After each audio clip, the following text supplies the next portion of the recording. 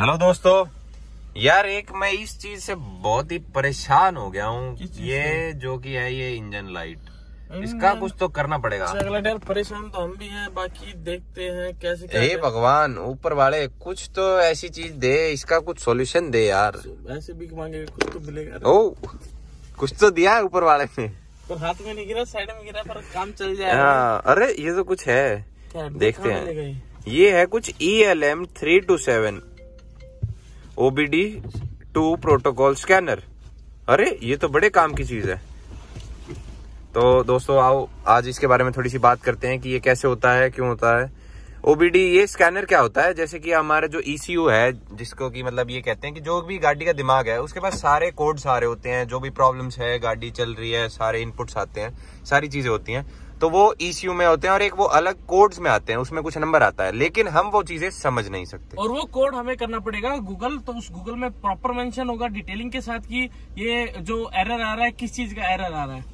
ठीक है, तो वो कोड हम डायरेक्टली नहीं समझ सकते और ना ही हमें पता चलेगा। तो इसके लिए एक सॉल्यूशन क्या है होता है, ये एक ऐसा डिवाइस है जो कि हम अपने ECU से कनेक्ट करके, और ये हमें उसके अपने एंड्रॉइड ऐप्स पे ये पूरा आउटपुट देगा कि वो क्या क्या प्रॉब्लम्स आ रही हैं, पूरा डायग्नोस्ट होता है। तो OBD का मतलब भी होता है ऑन बोर्ड डायग्नोस्टिक।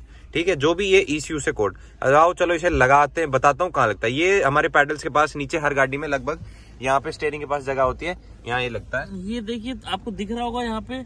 कईयों में होता है कि यहाँ पे आपको एक फ्यूज बॉक्स होता है, वो खोल के वहां लगाना होता है, और इसमें ये डायरेक्टली आए, तो यहाँ पे हम पहले इसको लगा देते हैं।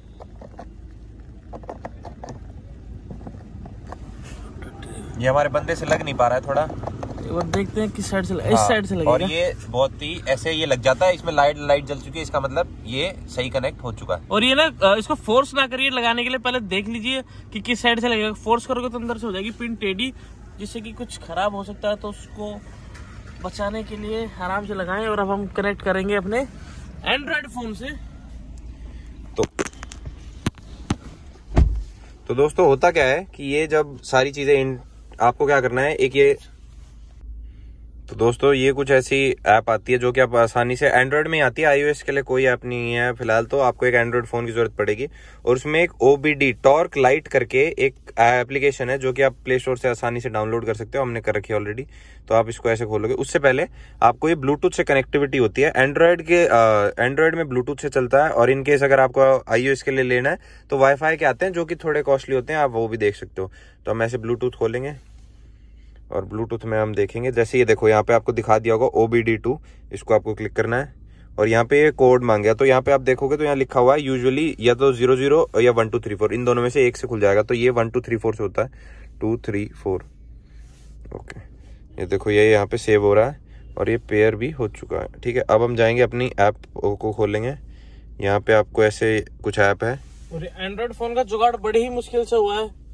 और सेटिंग्स में जाना है, और हम यहाँ पे एक सेकंड, OBD इन्फॉर्मेशन, हम इसको वो कर लेंगे, स्कैन आते हैं एंड्रॉइड फोन, क्योंकि अब OBD क्या बता इन फ्यूचर का भी यूज करना पड़े। तो जैसे आप देख पा रहे हो तो ये कनेक्ट हो चुका है, कनेक्टेड टू ECU ओके आ रहा है ऊपर से। ठीक है, अब ये सारी चीजें हम इंटरप्रेट कर सकते हैं। तो इसमें काफी सारी चीजें होती हैं, जैसे आप देखोगे तो ऐसी कुछ ऐप खुल जाएगी, और यहाँ पे आपको कनेक्टेड का स्टेटस दिखा देगा, जैसे ऊपर कनेक्टेड है। उसके बाद आप क्या कर सकते हो, अगर नहीं भी दिखाता है तो आप यहाँ से ये सेटिंग्स का जो बटन है इस पे क्लिक करके, और एक बार जाएंगे आप सेटिंग्स में, यहाँ से आप जाएंगे सेटिंग्स में, और सेटिंग्स में जाके आप OBD2 अडेप्टर सेटिंग्स कर लेंगे, और यहाँ पे आप चूज ब्लूटूथ डिवाइस भी कर देंगे तो भी आपका कनेक्ट हो जाएगा। पहले अगर यहाँ ऑटोमेटिकली अगर कनेक्ट नहीं होता है तो इसके बाद आपकी सारी रीडिंग्स जितनी भी होंगी वो आपको एक्यूरेटली, मतलब रियल टाइम पे ही कह सकते हैं, पूरी एग्जैक्ट, बस कुछ ही सेकंड्स का डिले होता है, वो आपको सारी यहाँ पे दिखा सकते हैं। और काफी सारे इसमें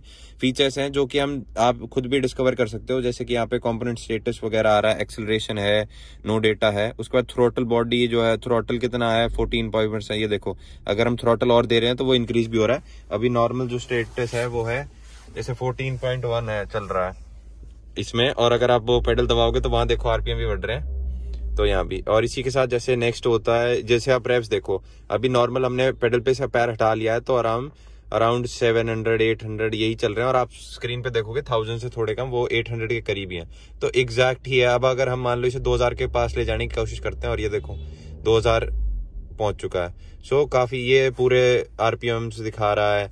उसके बाद अगर आपको और काफ़ी सारी चीज़ें देखनी है तो उसके लिए जैसे आप सेटिंग्स में जा सकते हैं, ऐड डिस्प्लेज कर सकते हैं और यहाँ से आप जैसे डिस्प्ले आपको जो भी चाहिए जैसे एक्सेलरेशन सेंसर्स और ambient air temperature, engine load, engine RPM मैंने जो अभी आपको दिखाया, फ्यूल प्रेशर, काफ़ी सारी चीज़ें आप अपने अकॉर्डिंग देख सकते हैं और GPS की काफ़ी सारी इनटेक्स हैं, ठीक है। तो उसके बाद और ये जैसे माइलेज वगैरह भी दिखाता है, जैसे किलोमीटर्स पर लीटर क्या होगी, इंस्टेंट और पर लीटर। इंस्टेंट वाली जैसे कई गाड़ियों में अब तो आती है, पहले वालों में नहीं आती थी तो उनमें, लेकिन अभी इंस्टेंट भी ये दिखाता है और पर लीटर में टर्म क्या आ रही होगी। जैसे मैं ये सारी सेट करता हूँ तो अभी नहीं दिखा रहा क्योंकि अभी ये रनिंग नहीं है, ठीक है। और ये काफ़ी सारे फीचर हैं जैसे जिससे कि आप कर सकते हो, लेकिन ये शायद 2010 से पहले की गाड़ियों के साथ सपोर्टिव ना हो, अगर लिखा हो तो भी आप वो ज़रा चेक कर लेना। बाकी ये चीज़ें हैं, ठीक है। लेकिन अब इस चीज़ पे बात करते हैं कि ये चीज़ हमने ली क्यों है। जैसे ट्राई करने के लिए इसमें ये क्या होता है, जैसे अब हमारी गाड़ी में इंजन लाइट आ रही है, वो इसलिए क्योंकि हमने आफ्टर मार्केट CNG सेट करा रखी है, ठीक है। तो हम उसको भी चेक कर सकते हैं कि वो चेक कैसे करते हैं। जैसे आप इससे चेक कर सकते हो कि फॉल्टी एरर्स, जैसे ये आपको यहाँ दिख रहा होगा, ये मैंने सेटिंग्स पे क्लिक किया और ये फॉल्टी कोड्स पे अगर मैं क्लिक करूंगा तो ये सारे दिखा देगा। Show logged faults, clear logged, show history, show pending faults. तो शो लॉग्ड फॉल्ट्स पे मैं क्लिक करूंगा तो अभी सारे जितने भी फॉल्ट कोड जिस वजह से भी इंजन लाइट आ रही होगी वो मेरे को यहाँ दिख जाएगा और उसको मैं इजीली नेट पे ढूंढ सकता हूँ। अभी जैसे 2 एरर कोड्स आ रहे हैं, P0101 और C3100, ठीक है। अब मैं इन पे क्लिक करके इजीली वेब पे आप देखोगे तो ये आपको इसका दिखा देगा कि ये किस वजह से आ रहा है, रीजन क्या है। तो देखते हैं। इंटरनेट नहीं है तो ये जैसे देखोगे आप वेब पे चेक करोगे तो वो देखो P0100 OBD2 ट्रबल कोड का यहाँ पे पूरी डिटेल्स है, किस टाइप से है, डिस्क्रिप्शन क्या है, उसका कॉज क्या है, ये सारी चीजें आप यहाँ पे चेक कर सकते हो। तो मेन इसकी डिस्क्रिप्शन जो आ रही है वो ये है कि मास, आप स्क्रीन पॉज करके यहाँ देख सकते हो, मास और वॉल्यूम, एयर फ्लो, ए सर्किट, रेंज, परफॉर्मेंस, ठीक है। तो ये CNG जिसने भी आफ्टर मार्केट फिट कराई होती है उसके लिए ये एरर्स आ गई।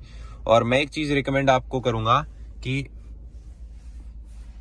आप ये फॉल्टी कॉर्ड्स इसे पता चल जाते हैं कि आपकी दिक्कत क्या है, लेकिन आप कोशिश करें कि इनको खुद से रिजॉल्व ना करें। आप इसको पहले किसी एक्सपर्ट से या फिर टेक्नीशियन से इसको रिजॉल्व कराएं, उसी के बाद आप इन एरर्स को रिमूव करें। क्योंकि आप एरर तो ऐसे रिमूव कर देंगे लेकिन इंजन में जो भी प्रॉब्लम है वो अभी भी रहेगी, ठीक है। बाकी हमारे जो कोड्स है मैं आपको दिखा देता हूँ। ये सेटिंग्स पे हम गए, ये फॉल्ट लॉग्स और ये यहाँ से ये दोनों थे, ये P010 मैंने आपको दिखा दिया और एक C3100, ये और चेक कर लेते हैं। इससे करके आपको ये वेब करना है और ये वेब पे आपको लोड हो जाएगा। सो इसके लिए अभी इसको डेटा अब से आप डायग्नोस नेट पे चेक करोगे तो आपको मिल जाएगा, ठीक है। तो इसमें अब हमें क्या करना है कि जैसे अब आपको हमें पता चल गया है वो एरर किस लिए है, तो मैं अगर चाहूँ तो उनको क्लियर करके यहाँ से ये इंजन लाइट भी हटा सकता हूँ, लेकिन हम ऐसा करेंगे नहीं क्योंकि ये उससे हमारी मान लो कोई भी इसमें कूलेंट टेम्परेचर का इशू है या कोई भी फॉल्ट है तो वो इशू रिजॉल्व नहीं होगा, आपकी सिर्फ इंजन लाइट जो है वो हट जाएगी। तो इससे बेटर है कि आप सिर्फ पता लगाएं कि क्या एरर है और उसके बाद आप क्या करें कि किसी एक्सपर्ट से उसको ठीक कराएं, उसी के बाद ही इसको रिजॉल्व करें। या तो सीधा आप जिस भी कंपनी की आपकी गाड़ी है उसके सर्विस सेंटर में जाएं और उनको बताएं और उससे आप ये रिजॉल्व करा सकते हैं। क्योंकि ऐसे तो हम रिजॉल्व कर लेंगे लेकिन वो इंजन में आपको लॉन्ग टाइम पे इफेक्ट देगी।